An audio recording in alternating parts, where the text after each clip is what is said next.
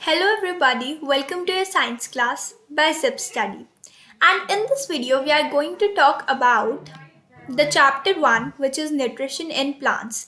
In our previous videos, we have talked about the first topic and the introduction of this chapter. Now we are starting with food making processes in plants, which is photosynthesis. Leaves are the food factories of the plants. As we know that leaves are the food factory. जो ये leaves है ये किसकी food factory है? Plants की. Therefore, all the raw materials, uh, water and minerals present in the soils are absorbed by the roots and transported to the leaves. अब ये जो water and minerals हैं इन्हें ये कहाँ पे प्रेजेंट होते हैं? सॉइल के अंदर. लेकिन ये जब एब्जॉर्ब होते हैं रूट्स से तो इन्हें ट्रांसपोर्ट लीव्स तक तो होना ही चाहिए.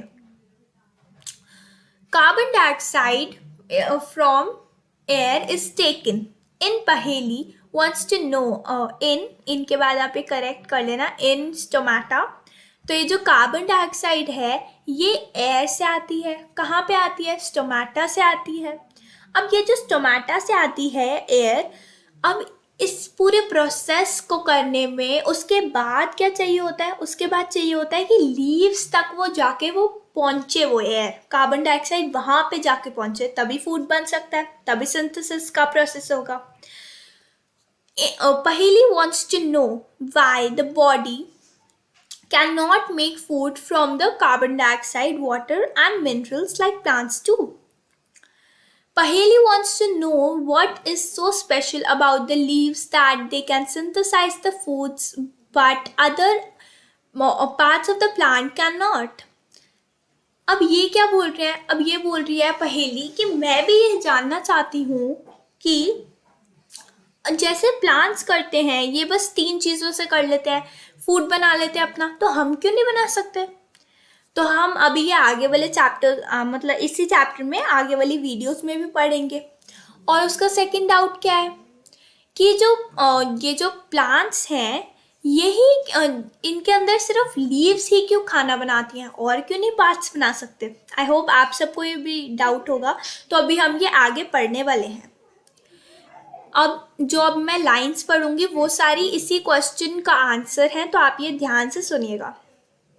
Leaves through the tiny pores present on the surface of the leaves. अब वो क्या बोल रहे हैं? cells through the tiny pores. अब ये जो cells हैं ये tiny pores और जो कि surface leaves जो कि लीव्स की जो सरफेस है उस पर प्रेजेंट होते हैं उन्हें क्या बोला जाता है? गार्ड सेल्स बोला जाता है. ये जो पोर्स है ना ये किससे सराउंड होते हैं? गार्ड सेल से जो गार्ड सेल से सिक्योर्ड होते हैं.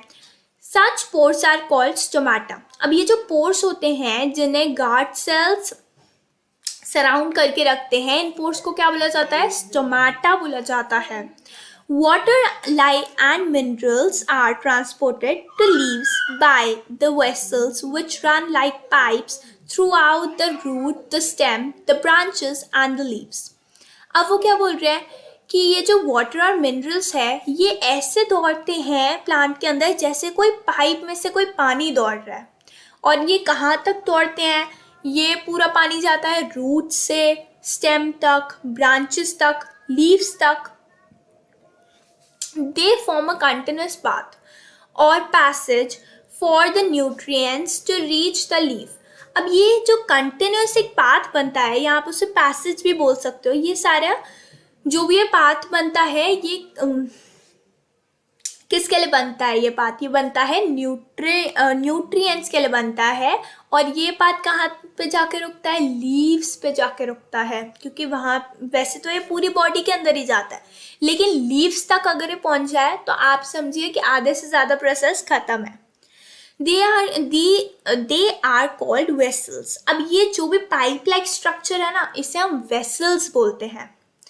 The leaves have a green pigment called chlorophyll. अभी हम बहुत छोटी क्लासेस से भी पढ़ के आ चुके हैं कि लीव्स के अंदर एक ग्रीन पिगमेंट है क्लोरोफिल. लेकिन ये क्यों होती है? आई होप आप सबको ये पता होगा, अगर नहीं पता तो मैं बताती हूँ.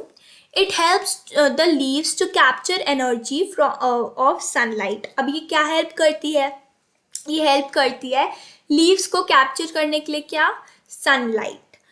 और सनलाइट किसके अंदर हेल्प होती है? This energy is use to synthesise, मतलब प्रिपेयर करने के लिए food from carbon dioxide and water.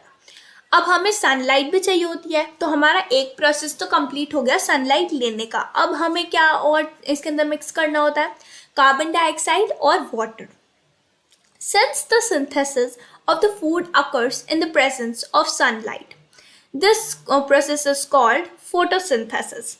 अब ये जो लाइट का प्रोसेस, जब यहाँ पे ये सारा प्रोसेस लाइट के अंदर होता है तो इसे बोला जाता है फोटोसिंथेसिस। क्यों? फोटो का मतलब है लाइट, तो आप देखो ये सारा प्रोसेस लाइट के अंदर होता है। सिंथेसिस का क्या मतलब है? अब ये जो कार्बन डाइऑक्साइड है, वाटर है, लाइट है, एनर्जी है, इन सबको कंबाइन करने का प्रोसेस बोला जाता है सिंथेसिस। अब हम आगे वाली स्लाइड पे चलते हैं, और ये बहुत बड़ा सा टॉपिक है तो मैंने इन्हें 2 स्लाइड्स में लिखा। So we find that the chlorophyll, sunlight, carbon dioxide, and water are necessary to carry out processes of photosynthesis. It is a unique process on Earth. The solar energy is captured by the leaves and stored in the plant in the form of food. Thus, sun is the ultimate source of energy for all living organisms. Can you imagine life on the earth in the absence of photosynthesis?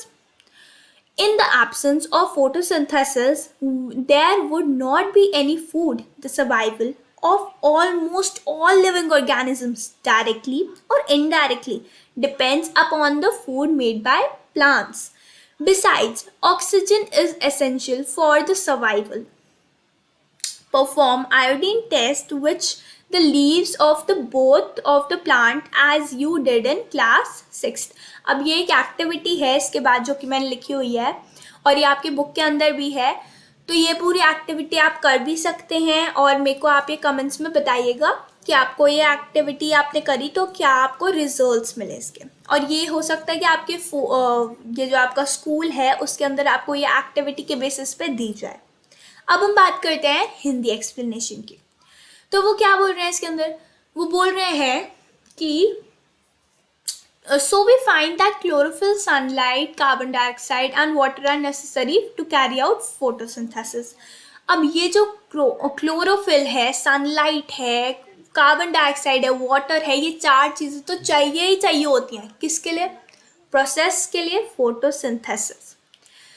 अब ये जो भी process है ये क्यों unique है इस पूरी अर्थ पे? हम तो ये एग्री करते हैं कि यूनिक है। अगर आपको थोड़ा सा भी डाउट है कि क्यों यूनिक है तो हम अभी पढ़ते हैं। The solar energy is captured by the leaves. अब ये जो सोलर एनर्जी है ये कैप्चर होती है लीव्स से, ठीक है, और ये कहाँ पे स्टोर होती है? प्लांट्स के अंदर स्टोर होती है। अब आप ये क्या कर सकते हो, अगर आप एक ह्यूमन हो तो आप क्या ये कर सकते हो ये प्रोसेस कि आप कैप्चर कर लो पूरी सनलाइट और अपने अंदर रख लो? ऐसा हो नहीं सकता ना, पॉसिबल नहीं है। Thus, the sun is the ultimate source of energy for all living organisms. अब जो ये सन है ये अल्टीमेट सोर्स ऑफ एनर्जी है किसके लिए? सारे लिविंग ऑर्गेनिजम्स के लिए। हमें चाहिए ही चाहिए। क्यों? इसके अंदर क्या होता है? इसके अंदर विटामिन डी होता है। लोग इसके लिए कैप्सूल्स खाते हैं जो नहीं जा पाते हैं सन्स के अंदर, तो सोचिए कितना ज़्यादा इम्पॉर्टेंट है ये। Can you imagine the life on Earth in the absence of photosynthesis? क्या आप ये इमेजिन कर सकते हैं एक लाइफ जो कि विदाउट है किस प्रोसेस के? फोटोसिंथेसिस के। नहीं ना। क्यों हम क्यों नहीं कर सकते इमेजिन? हम ये नहीं कर सकते क्योंकि ये लॉजिक नहीं है इसका कोई भी, मतलब ये हो नहीं सकता। In the absence of photosynthesis there wouldn't be any food. अब अगर ये प्रोसेस ही ना होता फोटोसिंथेसिस तो हम लोगों के पास कुछ खाने के लिए होता ही ना, ठीक है। और अगर हमारे लिए खाने के लिए ना होता तो हम जीते कैसे? तो हम जो भी अभी तक लिविंग ऑर्गेनिजम्स हैं वो डायरेक्टली या इनडायरेक्टली डिपेंड किस पे करते हैं? ये डिपेंड करते हैं the food made by plants, क्योंकि सिर्फ प्लांट्स ही फूड बना सकते हैं। Besides oxygen which is essential for survival. अब ये जो बिसाइड